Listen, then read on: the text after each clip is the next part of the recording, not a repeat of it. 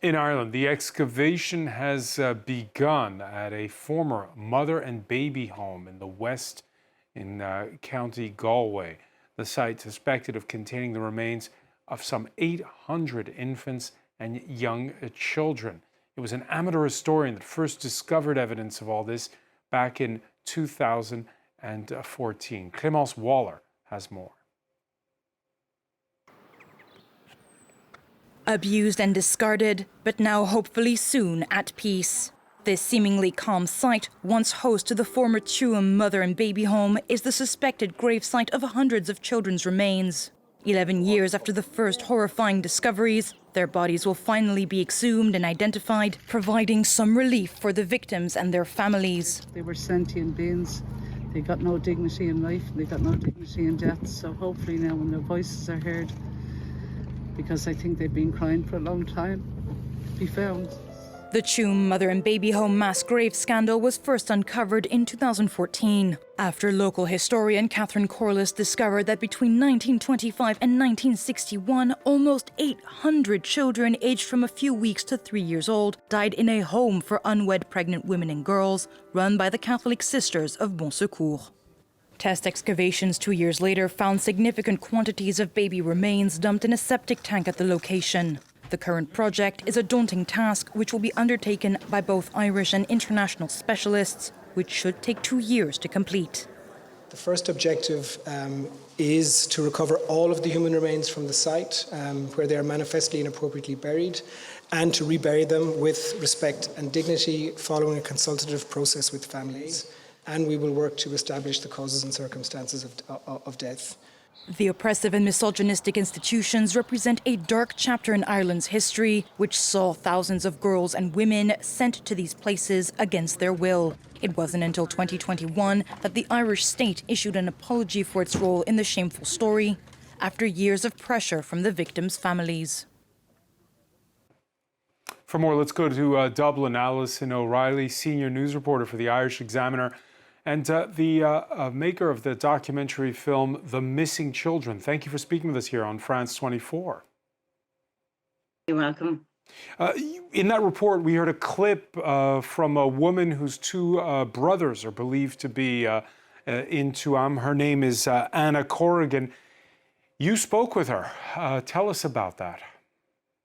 Yeah, Anna came to me in 2014 after I'd written a story about Protestant children who'd been buried in a mass grave, but they were in a cemetery in St. Jerome's, and there was an unveiling of a plaque there for their names, 222 children.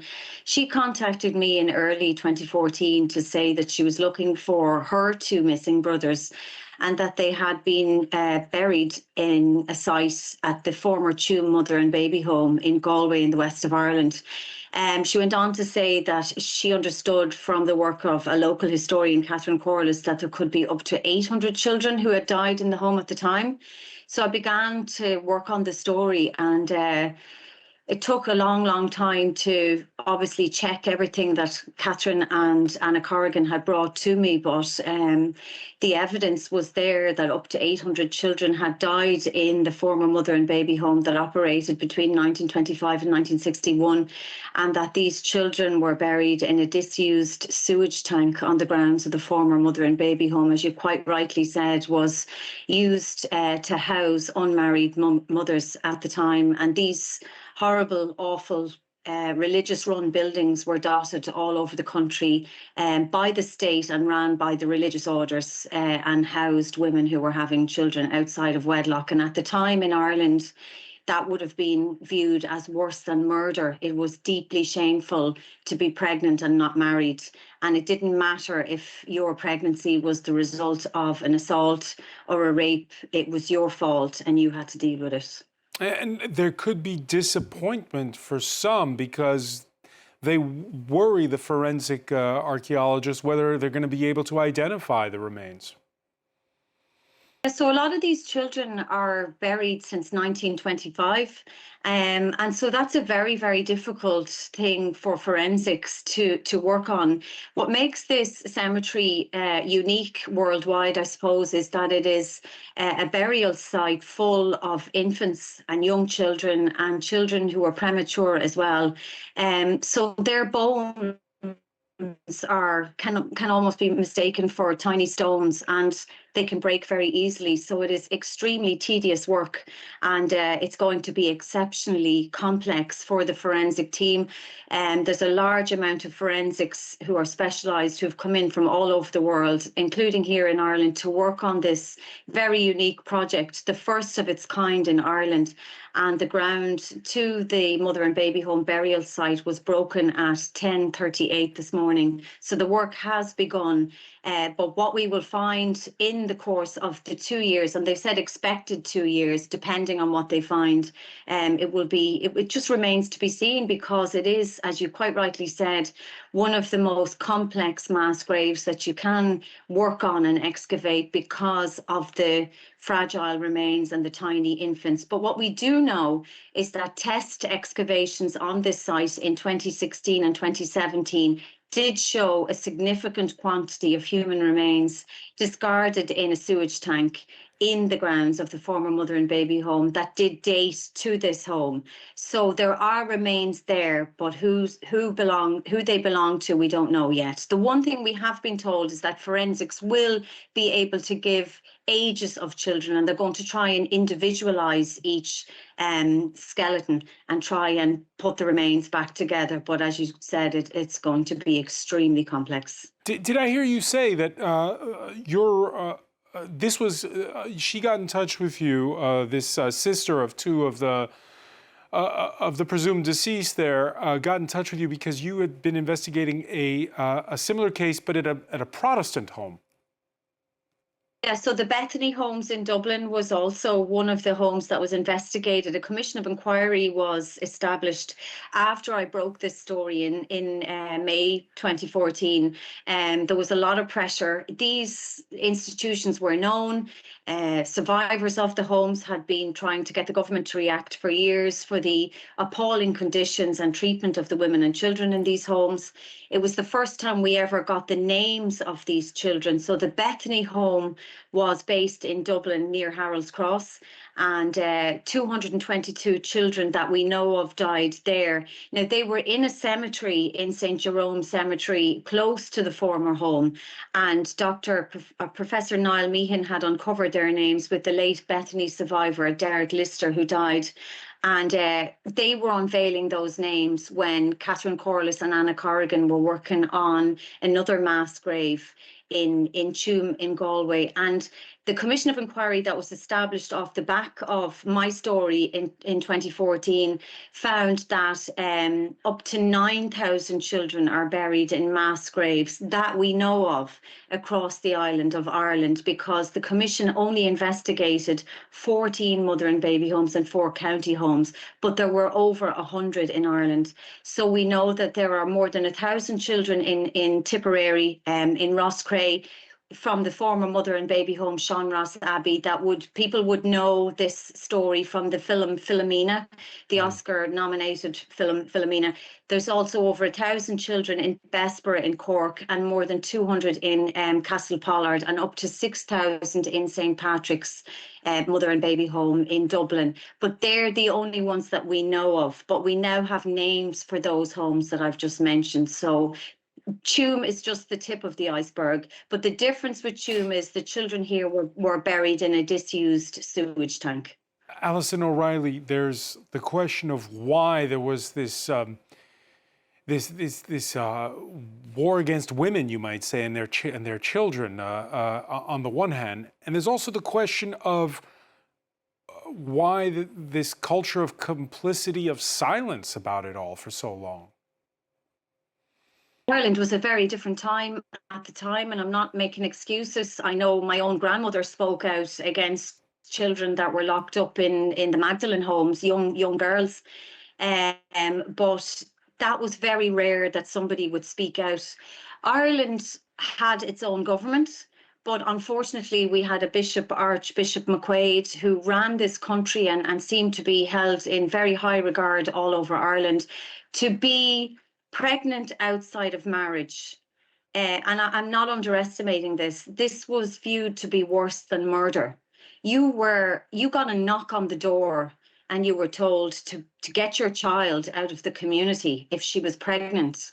It didn't matter if she was assaulted, if this was incest, rape, you had to deal with it, and you were named on the altar in church on a Sunday as a disgrace to the community.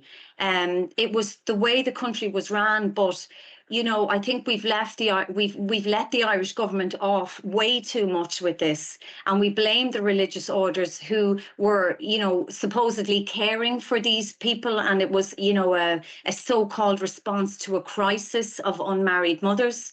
However, you know, the state were the regulators. The state allowed this to happen, and they continually licensed these places, inspected them, and approved them to continue in their operation. The state has apologised, but it's not been enough for survivors, because they began their apology by blaming all of society. But society were in a great fear of the church in Ireland at the time. One woman who's alive today, and she's 94 years old, she's the oldest survivor of the Tuam mother and baby home, and looking for one of her sons who died.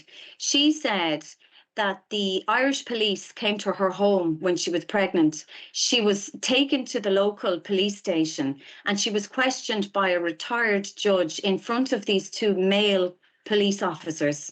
And she was told, if you don't tell us the name of the father of this child, we're going to arrest you. And she said, well, I've nothing to lose and I've nowhere to go, so you might as well arrest me. So that is what was happening. We have testimony from living survivors who will tell you that the Irish police and the nuns came looking for you, and you were sent away and hidden. And your families were helpless. And I'm not saying that some families, you know, weren't strong enough and didn't support their children in these awful circumstances. But to do that, you had to be very, very brave, and probably a bit wealthy, and have a bit of power in society to be able to speak up for your child in these circumstances. It was a different Ireland. It was a different time. When did the times change? When was that moment where the Irish were no longer afraid? The last home didn't close till the late 90s. So we brought in a payment in the 80s for lone parents. Women began to speak out. The homes began to close. There was no control over women. There was still a fear, but women began to stand up and speak out and say, actually, you're not taking my child. Actually, I'm going to go to work. And women began to leave the home and go to work. Women began to become independent and want to have a career. Women decided that they weren't going to be housewives and rear children all of their lives. And there's nothing wrong with that if that's what you want to do. But when women began to go to work and speak out and stand up and say, no, actually, I want to keep my child, they realised that there was actually no law in Ireland at the time that made you give up your child. It was fear. And Ireland, you know, allowed this to happen. The country allowed this to happen because there was so much, we frightened people. We had a code of silence by peer pressure, bullying, and ostracizing these women. And that changed. Women began to say, no, you're not taking my child, I want my child back. And they learned their rights and they knew their rights. And there was legal advice there to say there was no law in the land that allowed your child be taken off you unless you were neglecting your child or, you know, being physically abusive to your child. There are different laws for that, but there was no law in the land to say as an unmarried mother, you weren't allowed to keep your child. So people began to stand up, the homes began to close, people started to turn away from the church. The scandals of sexual abuse and violence in the religious orders, in our industrial schools, our Magdalene laundries, all of these religious run institutions, both Catholic and Protestant, people started to say no. And then there began to be no need for these homes anymore. And a payment was then eventually introduced into lone parents or, you know, deserted wives. And we began to support women in rearing children alone and providing housing for them. And that's how things began to slowly change. And you write in your story for the Irish Examiner how, even for yourself at times, some of this seems unbelievable. You say in your conclusion how people it was ordinary people in the end who brought this story to light. It was women. It was women who brought this story out. Anna Corrigan is an unmarried mother of 2 girls. She's now a grandmother. Catherine Corliss was a grandmother working from her home. This wasn't a big team of researchers backed by a lot of finance. These were women who had an interest in the little children that died in these appalling circumstances. A lot of it was hunger, neglect, just absolutely horrific causes of deaths. The names are there, they're public now, and you can see the causes of deaths.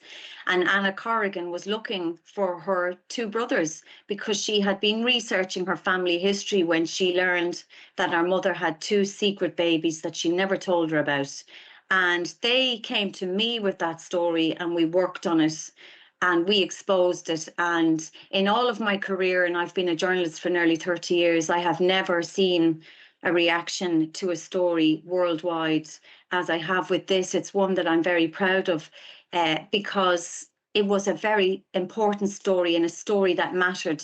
And I will say, on the first week that this story came out in Ireland, there was no reaction from government. There was absolutely nothing. That's why we're very grateful to the international media, such as yourselves, who put pressure on the Irish government to react to this. And that's how this story came out. It was a week later when the Mail Online picked up my story and it exploded all across the world. And that is how we ended up getting an exhumation that started today. And quite rightly so, but it was very slow, the reaction to get to this point. Alison O'Reilly, so many thanks for joining us today from Dublin. Thank you for having me. Stay with us. There's much more to come. More news. Plus, we'll give you in the day's sports all the ups and downs of the first mountain stage in the Tour de France cycle.